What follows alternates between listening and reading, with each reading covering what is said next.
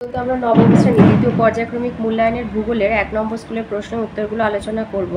একের আইতে আছে কোনো স্থান তার প্রতিপাদ্য স্থানের মধ্যে সময়ের পার্থক্য হয় 12 ঘন্টা। 2 আন্তর্জাতিক দ্রাঘিমা সম্মেলন অনুষ্ঠিত হয় ওয়াশিংটন শহরে। 3 জাপানের ফুজিয়ামা একটি সুপ্ত আগ্নেয়গিরি। 4 সমপ্রায় ভূমি বা পেনিপ্লেনে কঠিন শিলাগঠিত টিলা বা পাহাড় হলো মোনাডনা। 5 দিয়েছে স্বল্পমোচন প্রক্রিয়া কার্যকরী হয় গ্রানাইট শিলায়। 6 উত্তর পূর্ব ভারতের প্রবেশদ্বার হচ্ছে শিলিগুড়ি। 7 প্রাচীন পলিমাটি পাওয়া যায় দক্ষিণ দিনাজপুর জেলায়। বিভাগ খতে আসছি। 2 এতে আছে শুদ্ধ হলে সু আর অশুদ্ধ হলে অ লিখতে বলেছে। 2 দিয়েছে কর্কটক্রান্তি রেখা বরাবর হাঁটলে জলবায়ুর পরিবর্তন লক্ষ্য করবে, এটা অশুদ্ধ, এটা মূল মধ্যরেখা বরাবর হবে। 2 দিয়েছে পর্বত বেষ্টিত মালভূমি নবীন ভূঙ্গিল পার্বত্য অঞ্চলে গড়ে ওঠে, এটা শুদ্ধ। আর 3 পুঞ্জিত ক্ষয় একটি ক্ষয়ীভবন প্রক্রিয়া, এটা অশুদ্ধ, ক্ষয়ীভবন প্রক্রিয়ার অন্তর্গত নয়। বিতে দিয়েছে উপযুক্ত শব্দ বসিয়ে শূন্যস্থান পূরণ করো। আই পশ্চিমবঙ্গের সর্বোচ্চ শৃঙ্গ সান্দাকফু। 2 দিয়েছে সুমেরু বৃত্তর মান 66.5 ডিগ্রি উত্তর। আর 3 ইলুভিয়েশন প্রক্রিয়ায় পদার্থ মৃত্তিকার স্তর থেকে বিস্তরে সঞ্চিত হয়। সিতে দিয়েছে 2-1টি শব্দে উত্তর দাও। 5 শব্দটি প্রথম ব্যবহার করেছিলেন কানাডার অধ্যাপক উইলসন। আর 2 দিয়েছে পশ্চিমবঙ্গের দুঃখ দামোদর নদকে বলা হয়ে থাকে। এবার বিভাগ গতে আসি। বিভাগ গয়ে যে প্রশ্নগুলোর উত্তর আছে আমি রণজিৎ গড়াংয়ের প্রান্তিক প্রকাশনীর এই বইটা থেকে দিচ্ছি। যেমন 3 আইতে আছে অক্ষাংশ কাকে বলে।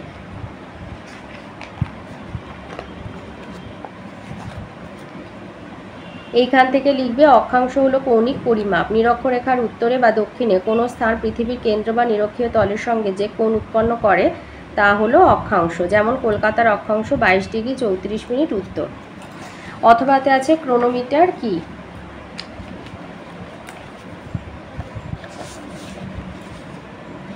গ্রিনিচের সময় নির্ধারণকারী ঘড়ি হলো ক্রোনোমিটার। অষ্টাদশ শতাব্দীতে জন হ্যারিসন এটি উদ্ভাবন করেন। প্রাচীনকালে নাবিকরা এটি জাহাজে রেখে দিত সময় আর দ্রাঘিমা নির্ণয়ের জন্য। 2 আছে পর্যায়ন প্রক্রিয়া কাকে বলে।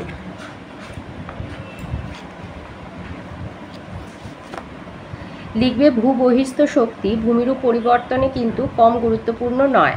বিভিন্ন প্রাকৃতিক শক্তির মাধ্যমে যান্ত্রিক ও রাসায়নিক পদ্ধতিতে পৃথিবীর বহিরঙ্গের পরিবর্তন হলো ভূবহিস্থ বা বহির্জাত প্রক্রিয়া, একেই পর্যায়ন প্রক্রিয়া বলে।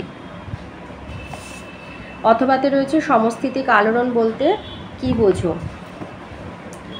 এই যে সমস্থিতিক আলোড়ন আমাদের পর্বত মালভূমি সমভূমি সমুদ্র তলদেশ সবই অ্যাস্থেনোস্ফিয়ারের ওপর ঘনত্ব অনুযায়ী বিভিন্ন উচ্চতার সাম্য অবস্থায় রয়েছে। ক্ষয় হয়ে পদার্থের অপসারণ বা সঞ্চয় কিংবা হিমবাহের সঞ্চয় বা গলন ইত্যাদি কারণে এই সাম্যের ব্যাঘাত ঘটলে যে আলোড়ন সৃষ্টি হয় তা সমস্থিতিক আলোড়ন। এই পর্যন্ত। 3 নম্বর বলেছে রেগোলিথ কি। এটা আছে আমার এই বইয়ের 78 পাতায়।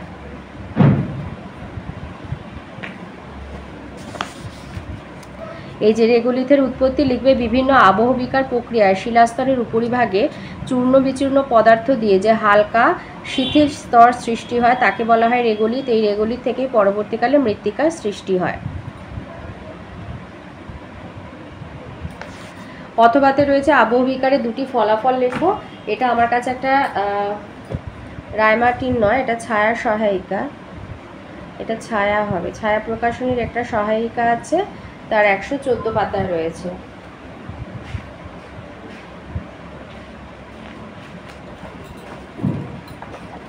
আবহবিকারে 2টি ফলাফল লিখতে বলেছে। আবহবিকারের ফলাফলগুলো হচ্ছে নিম্নরূপ।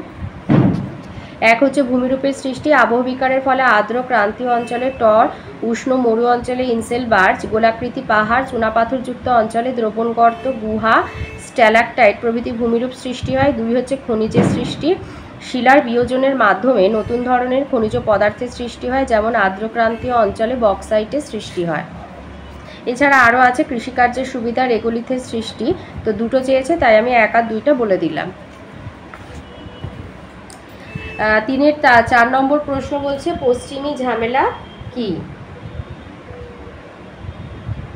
পশ্চিমী ঝামেলা এটা পশ্চিমবঙ্গের জলবায়ু অংশে পাবে।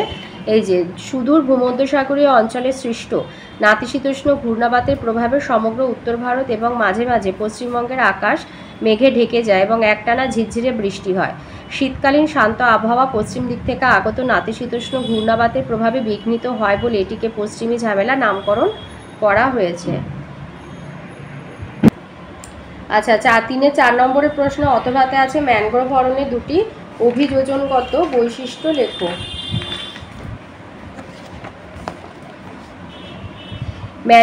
ম্যানগ্রোভ অরণ্যের অভিযোজনগত কয়েকটি বৈশিষ্ট্য, এখানে আমাদের চেয়েছে দুটো অভিযোজনগত বৈশিষ্ট্য। তো এখানে টোটাল আছে তোমার 4টে। তো 1 লিখবে, প্রতিদিন জোয়ার ভাটার প্রকোপে মাটি সর্বদা স্যাঁতস্যাঁতে থাকে বলে উদ্ভিদ চিরসবুজ হয়। 2 হচ্ছে নরম মাটিতে গাছগুলি যাতে পড়ে না যায় তার জন্য উদ্ভিদগুলিতে স্তম্ভমূল ও ঠেসমূল থাকে।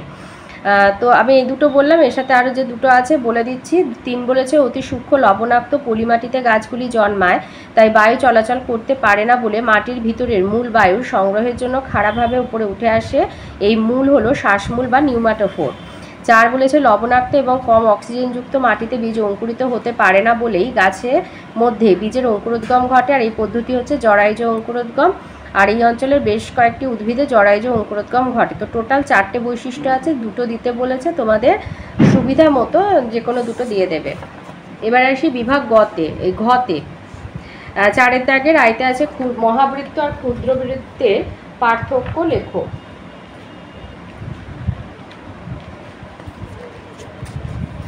মহাবৃত্ত আর ক্ষুদ্রবৃত্তের পার্থক্য, কেন্দ্র হচ্ছে মহাবৃত্তের কেন্দ্র আর পৃথিবীর কেন্দ্র এক, ক্ষুদ্রবৃত্তের কেন্দ্র আর পৃথিবীর কেন্দ্র ভিন্ন। মহাবৃত্তের পরিধি সর্বাধিক বৃহত্তম বৃত্ত, ক্ষুদ্রবৃত্তের পরিধি মহাবৃত্তের থেকে সর্বদা কম। মহাবৃত্তের এটি বরাবর পৃথিবীর সমান 2টি অংশে ভাগ হয়, ক্ষুদ্রবৃত্ত বরাবর পৃথিবীকে সমান 2টি অংশে ভাগ সম্ভব নয়। মহাবৃত্তের উদাহরণ হলো নিরক্ষরেখা, আর নিরক্ষরেখা বাদে সকল অক্ষরেখাই হচ্ছে ক্ষুদ্রবৃত্ত। ওর অথবাতে রয়েছে আন্তর্জাতিক তারিখ রেখাকে মাঝে বাঁকিয়ে দেওয়া দরকার হয় কেন?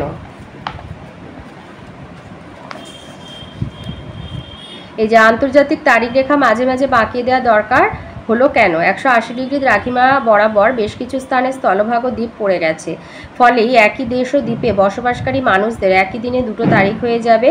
এতে করে মানুষের তারিখ নিয়ে ভীষণ বিভ্রান্তি দেখা দিত। এই কারণেই বেশ কয়েকটি স্থানে আন্তর্জাতিক তারিখ রেখাকে অনেকটা বাঁকিয়ে ধরা হয়েছে।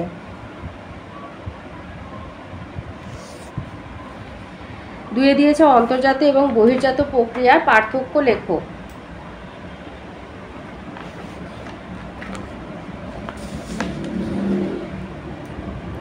অন্তর্জাত প্রক্রিয়ার বহির্জাত প্রক্রিয়া হচ্ছে ভূ অভ্যন্তরীণ শক্তির কাজের মাধ্যমে ভূত্বকের পরিবর্তন হচ্ছে অন্তর্জাত প্রক্রিয়া, আর ভূপৃষ্ঠস্থ শক্তির কাজের মাধ্যমে ভূপৃষ্ঠের পরিবর্তন হলো বহির্জাত প্রক্রিয়া।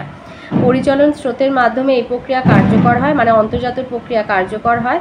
আর আবহবিকার পুঞ্জিত ক্ষয়, নদী, বায়ু, হিমবাহ, সমুদ্র তরঙ্গ ইত্যাদির মাধ্যমে বহির্জাত প্রক্রিয়া কার্যকর হয়। অন্তর্জাত প্রক্রিয়া দীর্ঘকাল ধরে ধীরে ধীরে বা হঠাৎ কাজ করে, আর বহির্জাত প্রক্রিয়া সুদীর্ঘকাল ধরে ধীরে ধীরে কাজ করে। অন্তর্জাত প্রক্রিয়ার মাধ্যমে ভূমি ওঠে বা বসে যায়, আর বহির্জাত প্রক্রিয়ার মাধ্যমে ভূমি সমতলে পরিণত হওয়ার চেষ্টা করে। ওর সাথে অথবা আছে কোন আগ্নেয়গিরিকে ভূমধ্যসাগরীয় আলোকস্তম্ভ বলা হয় এবং কেন? লিখবে ভূমধ্যসাগরে ইটালির লিপারি দ্বীপের স্ট্রম্বোলি আগ্নেয়গিরি দিয়ে ঘন ঘন অগ্নুৎপাত ঘটে এবং এই আলো অনেক দূর থেকে দেখা যায়। এতে জাহাজের নাবিকদের অবস্থান নির্ণয়ের সুবিধা হতো বলে একে ভূমধ্যসাগরের আলোস্তম্ভ আখ্যা দেওয়া হয়েছে। তাহলে ইটালি স্ট্রম্বোলি আগ্নেয়গিরিকে ভূমধ্যসাগরের আলোকস্তম্ভ বলা হয়, কারণ এই আগ্নেয়গিরি দিয়ে ঘন ঘন অগ্নুৎপাত ঘটতো এবং অনেক দূর থেকে দেখা যেত বলে জাহাজের নাবিকদের অবস্থান নির্ণয়ের সুবিধা হতো, সেই জন্য একে ভূমধ্যসাগরের আলোকস্তম্ভ বলা হয়। 3 নম্বর প্রশ্ন বলেছে আবহবিকার এবং ক্ষয়ীভবনের পার্থক্য লেখো।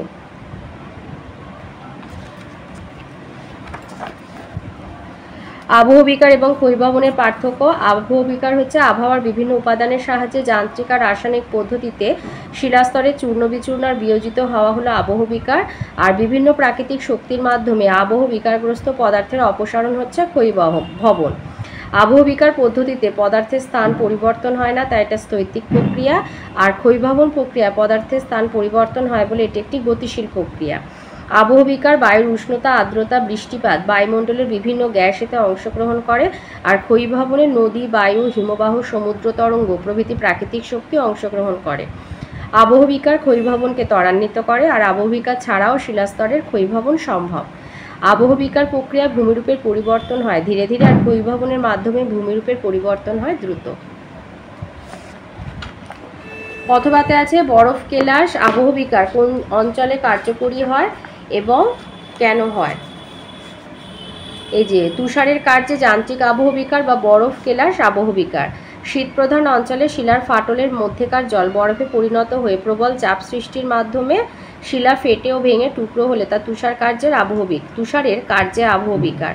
কোন অঞ্চলে ঘটে? শীতপ্রধান উচ্চ পার্বত্য এবং উচ্চ অক্ষাংশ অঞ্চলে, যেখানে দৈনন্দিন বা ঋতুভিত্তিক উষ্ণতার হেরফের খুব বেশি, মানে দিনের বেলা হিমাঙ্কের উপরে আর রাত্রে হিমাঙ্কের নিচে, সেখানে তুষারের কাজে যান্ত্রিক আবহবিকারের প্রাধান্য লক্ষ্য করা যায়। আর কেন হয়? জল জমে বরফে পরিণত হলে আয়তনে প্রায় 9% বাড়ে। এই জল যদি আবদ্ধ এলাকায় জমে তাহলে প্রবল চাপ সৃষ্টি করে। শিলার ফাটলে যে জল বরফে পরিণত হলে ফাটলের ভিতর প্রবল পীড়নের সৃষ্টি হয়।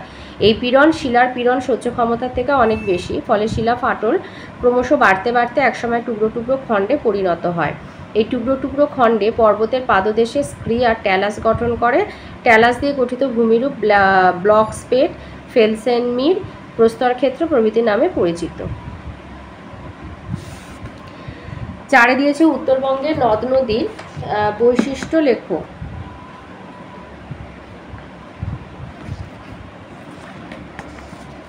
উত্তরবঙ্গের নদ নদীর বৈশিষ্ট্য: 1 হচ্ছে পর্বতের হিমবাহ ও বরফগলা জলের সাথে সাথে বৃষ্টির জল পায় বলে নদীগুলি চিরপ্রবাহী। 2 হচ্ছে পার্বত্য অংশের গভীর গিরিখাত প্রমাণ করে অধিকাংশই পূর্ববর্তী নদী। 3 তরাই আর ডুয়ার্সের নদীগুলি খুব চওড়া, তাই বর্ষাকালে অধিক বৃষ্টিতে প্রবল বন্যা হয়। 4 নদীগুলির অধিকাংশই বাংলাদেশে গিয়ে পদ্মা বা যমুনার সাথে মিলিত হয়েছে। আর 5 নদীগুলি সমভূমিতে প্রায়শই গতিপথ পরিবর্তন করে। অথবাতে আছে পশ্চিমবঙ্গে গ্রীষ্মকাল আর্দ্র আর শীতকাল শুষ্ক কেন? পশ্চিমবঙ্গে গ্রীষ্মকাল আর্দ্র আর শীতকাল শুষ্ক কেন? গ্রীষ্মকালে উষ্ণতা বাড়ে বলে সমুদ্র থেকে জলীয় বাষ্প প্রবেশ করে এবং মাঝে মাঝে কালবৈশাখী হয়, ফলে আর্দ্রতা বাড়ে। বর্ষাকালে মৌসুমি বায়ু প্রবেশের কারণে আর্দ্রতা খুব বেশি।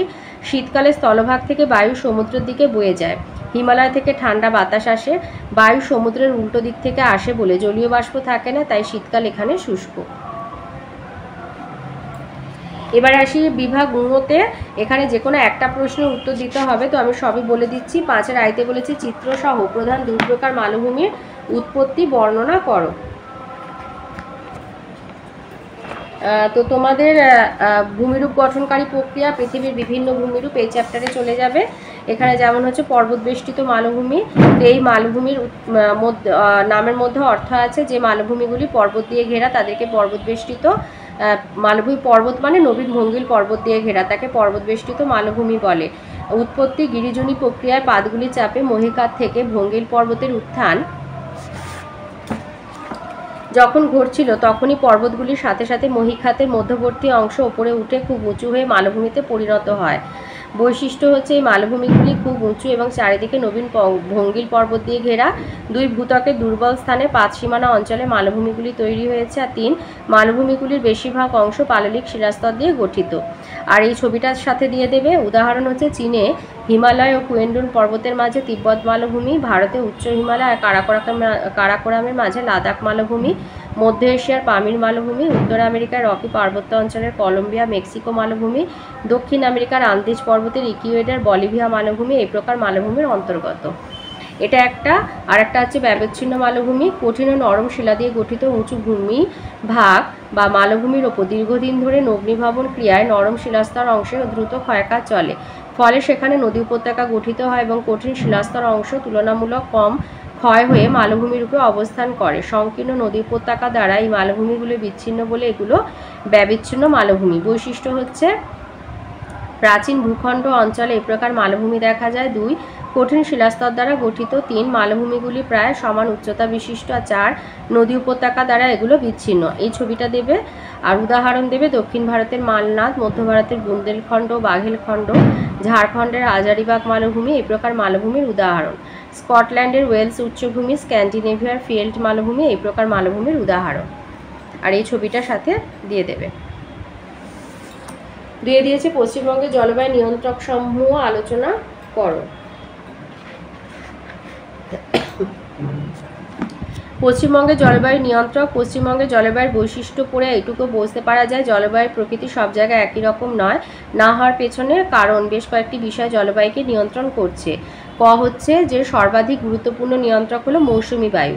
মৌসুমি বায়ু আমাদের রাজ্যে জলবায়ুকে সবচেয়ে বেশি নিয়ন্ত্রণ করে। ঋতু পরিবর্তন, বৃষ্টিপাত, উষ্ণতা, আর্দ্রতা প্রভৃতি মৌসুমি বায়ু দ্বারা নিয়ন্ত্রিত। মোট বৃষ্টির 90% ঘটে মৌসুমি বায়ুর আগমনে।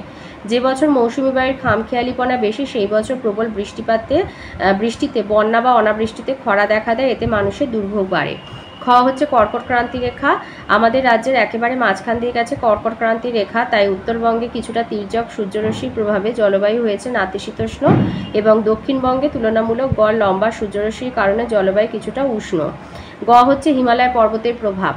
পশ্চিমবঙ্গের উত্তরে হিমালয় পর্বত আছে বলেই এখানে মৌসুমি বায়ু বাধা পেয়ে প্রবল বৃষ্টি ঘটায়। মধ্য এশিয়া থেকে শীতল বায়ু এই বাধা ডিঙিয়ে আসতে পারে না। আবার পার্বত্য অঞ্চল বলেই মাঝে মাঝে শীতকালে তুষার পড়ে। ঘ সমুদ্রের প্রভাব। সমুদ্রের অবস্থানের কারণেই মেদিনীপুর উপকূল ও সুন্দরবন উপকূল অঞ্চলে হয়েছে সারা বছর মনোরম। উঙ্গ হচ্ছে মৃত্তিকার প্রভাব। মালভূমি ল্যাটেরাইট মৃত্তিকা সমৃদ্ধ হওয়ায় গ্রীষ্মকালে এখানে উষ্ণতা খুব বাড়ে, তাই গ্রীষ্মের দুপুরে লু বয়। ল্যাটেরাইট মাটির কারণে পশ্চিমবঙ্গের মালভূমি অঞ্চলে জলবায়ু কিছুটা চরম। কালবৈশাখীর উৎপত্তির পেছনেও রয়েছে ল্যাটেরাইট মাটির পরোক্ষ ভূমিকা। 3 নম্বর বলেছে গ্রিনিচে যখন সকাল 9টা তখন কোন একটি স্থানের সময় হচ্ছে বিকেল 5টা হলে স্থানটি দ্রাঘিমা কত। তাহলে এইভাবে প্রথমে একটা ছক করে নেবে যে স্থানটি দ্রাঘিমা সেটা আমরা জানি না, জিজ্ঞাসা চিহ্ন, আর স্থানীয় সময় হচ্ছে বিকেল 5টা। আর গ্রিনিচের হচ্ছে দ্রাঘিমা 0 ডিগ্রি, সকাল হচ্ছে 9টা। তাহলে গ্রিনিচের সময় যখন সকাল 9টা তখন উল্লেখিত স্থানটির সময় হচ্ছে বিকেল 5টা। অতএব গ্রিনিচের স্থানটির মধ্যে সময়ের পার্থক্য বিকেল 5টা থেকে 9টা বিয়োগ দেবে। 12টার পর থেকে সময়গুলো 12-র সাথে যোগ করে ঘন্টা করা হয়, তাই 12 যোগ 5 17 ঘন্টা থেকে, আর সকাল 9টা মানে 9 ঘন্টা। বিয়োগ দিলে হচ্ছে 8 ঘন্টা, 60 দিয়ে গুণ করে মিনিটে নিয়ে গেলাম মানে 480 মিনিট।